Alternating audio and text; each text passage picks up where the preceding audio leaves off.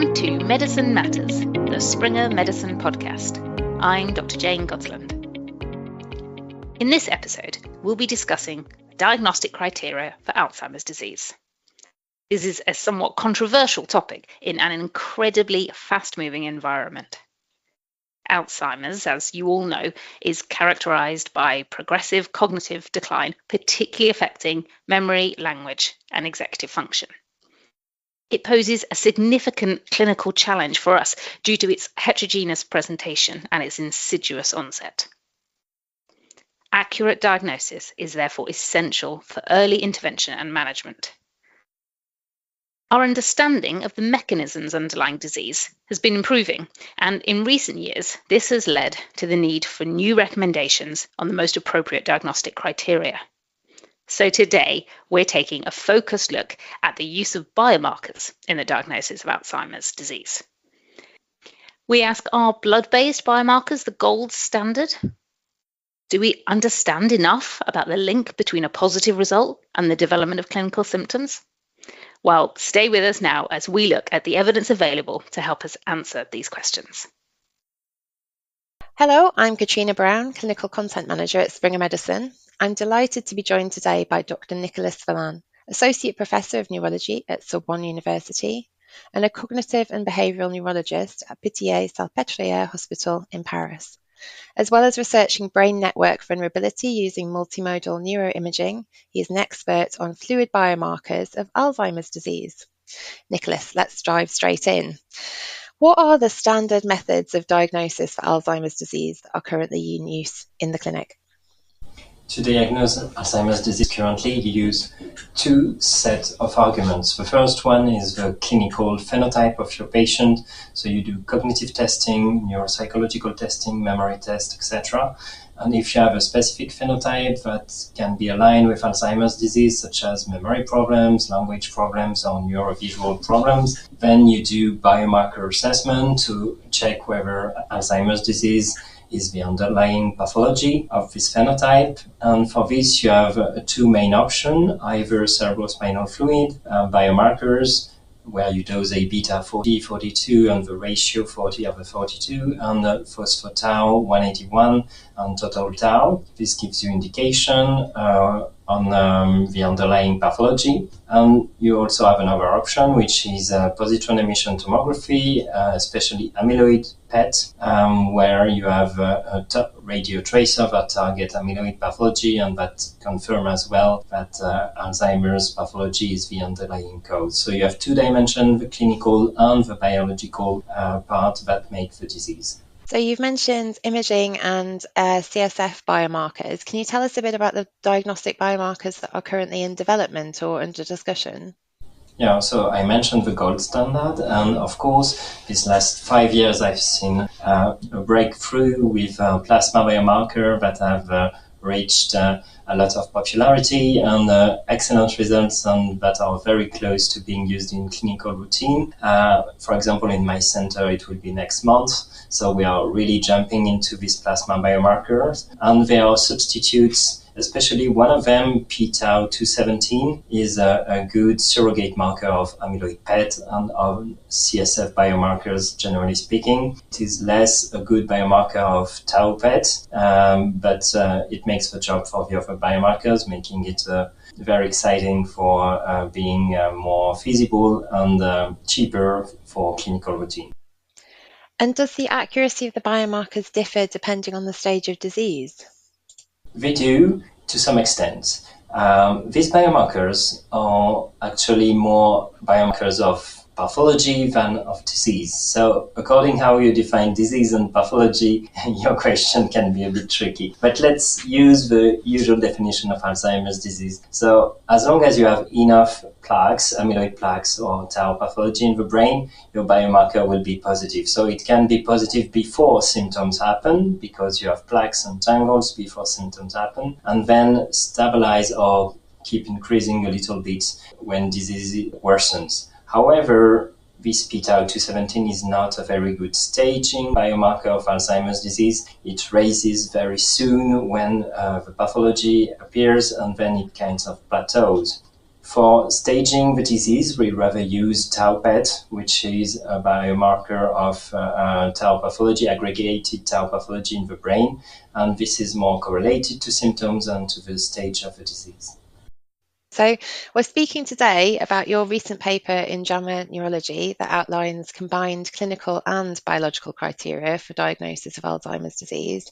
Can you tell us a bit about what led you to publish that work? So this work is aligned with a previous publication from the International Working Group that started in 2007. So this built upon this concept of clinical biological disease. To diagnose Alzheimer's disease, you both need clinical symptoms and abnormal biomarkers.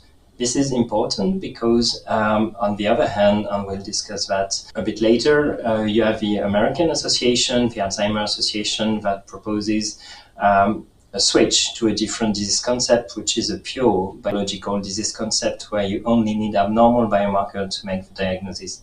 What is the difference between the two? With the Alzheimer Association disease concept, you take into consideration all the patients' symptoms, but also all without symptoms.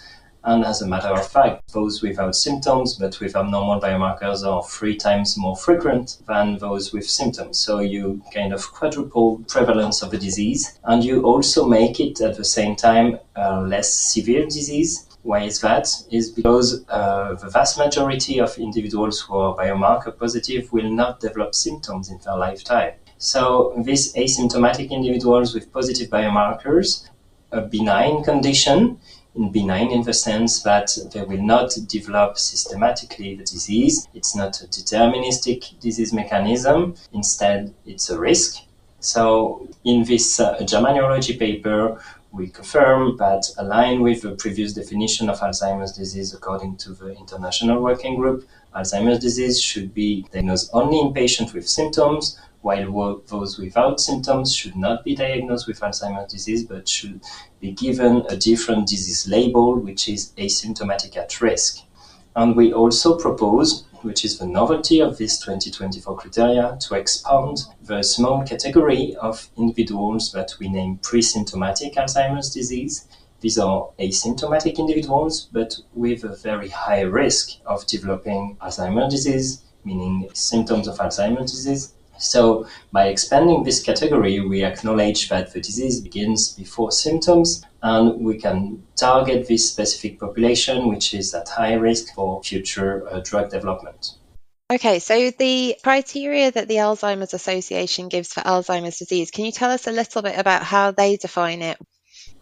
Yes, so the Alzheimer Association stands on the 2011 disease concept that they introduced, which is a pure biological disease concept, meaning that they consider the disease starts when the first amyloid plaques accumulates in the brain. This is very different from our concept where we acknowledge that the disease begins when you have a high risk of developing symptoms, when you have a tipping point, where you have a certain level of pathology that can be clinically benign, and then you have a tipping point, and that's the start of a disease, because this tipping point will lead systematically to symptoms. So that's 2 different concepts of a disease. And aligned with Alzheimer Association pure biological disease concept, then you only need biomarkers that are enough sensitive or specific to the first amyloid plaque, which means that you can use every biomarker, such as amyloid PET or p-tau217 in plasma, or some CSF biomarkers that have proven a good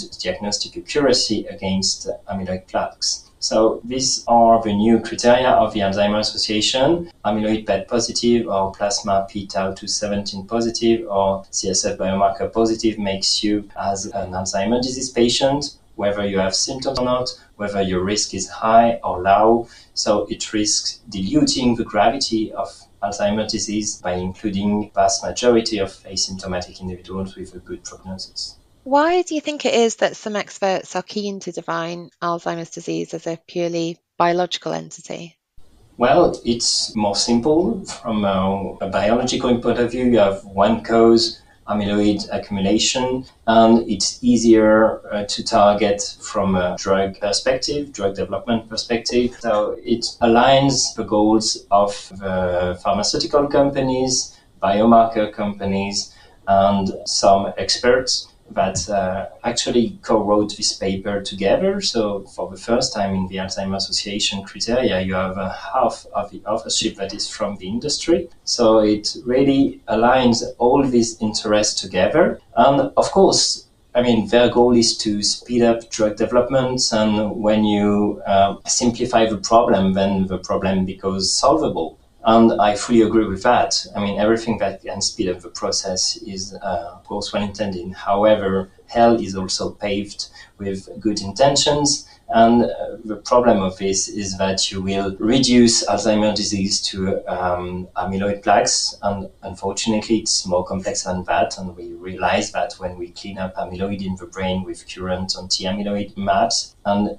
the disease doesn't stop. It slows down a bit, but it doesn't stop. So you have additional factors at stake. So it's, in my opinion, a problem, because by reducing this complexity to simple amyloid plaques, then you also reduce the pharmaceutical targets to amyloid. And also, as I said, you mix together individuals with a different prognosis. So it makes actually more complicated to define a good population for trial, because you will have individuals with bad prognosis, those with good prognosis with the same drug. So it makes the risk-benefit ratio very difficult to assess. So the International Working Group, you've mentioned the recommendations that you've recently published, and that incorporates both clinical and biological findings. Are there any other of the key recommendations that you wanted to outline for us today? Yes, so we are aligned with the Alzheimer Association, because they say now with their criteria that the asymptomatic individuals can be diagnosed with Alzheimer's disease, but they should not for current clinical practice, and we are 100% aligned. We say that no one without symptoms should be tested.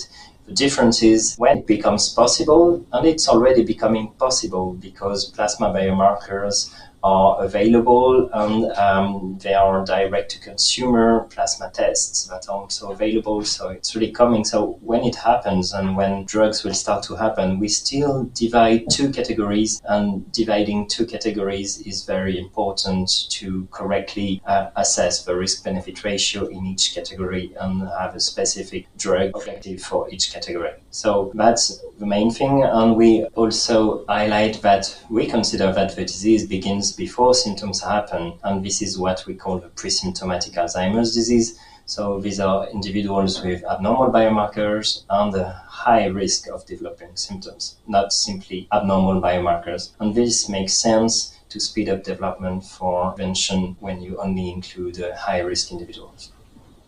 And of the two approaches, defining disease biologically versus defining it based on both clinical symptoms and biological findings, which do you think is better for patients, both in terms of holistic well-being, as well as their outcomes and prognosis?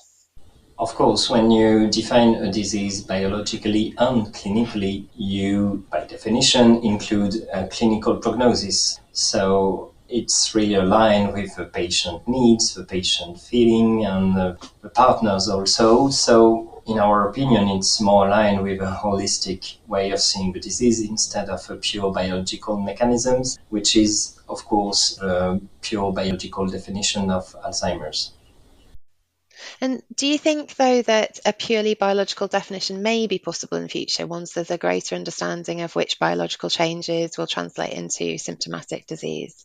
Yes, it is, and I fully support that it will happen. My position and the International Working Group position is that it's not only a biomarker that should be specific for amyloid plaques, but also specific for a bad clinical prognosis. Once we get that, and we are starting to see that, for example, with tau PET, when tau PET becomes positive in the neocortex, then the clinical prognosis is very bad. And this, without clinical context, I would definitely consider someone with a positive tau PET in the neocortex as having Alzheimer's and treating as any symptomatic patient. So as long as the biomarker is related to a prognosis, I have no problem with using only biomarkers.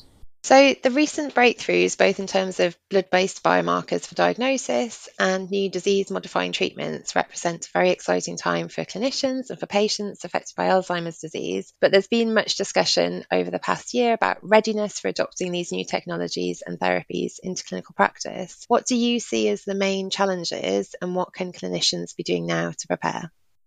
We are already preparing since the European Medicines Agency has recently approved lecanemab in clinical practice. So we are in the process of doing that in France. And as you mentioned, blood-based biomarkers are really the development we needed to speed up the selection of patients, since all these patients that are candidate for this kind of drug should have biomarker testing. Having blood biomarkers in clinical routine will really speed up the development of these drugs. And of course, we also need to completely change the way we currently see patients, diagnose patients, announce disease.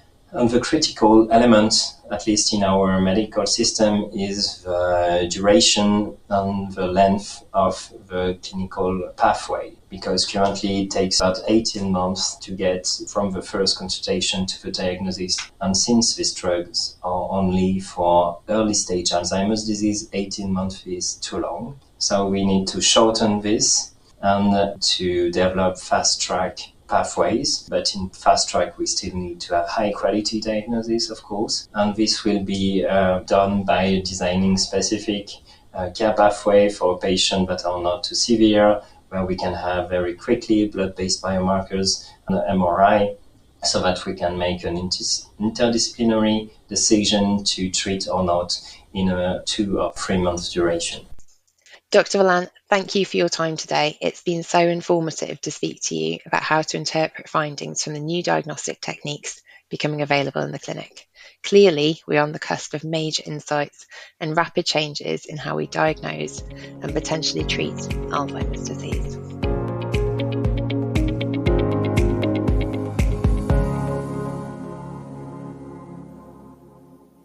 This podcast is intended for healthcare professionals for their ongoing medical education and entertainment. It should not replace the professional advice of a doctor or pharmacist and may not be used as a basis for diagnosis or any change to the prescribed treatment of disease. The views expressed by our moderators and guests are their opinions and do not represent the position of any third parties. The information given in the podcast is subject to change as the scientific field and clinical advances progress.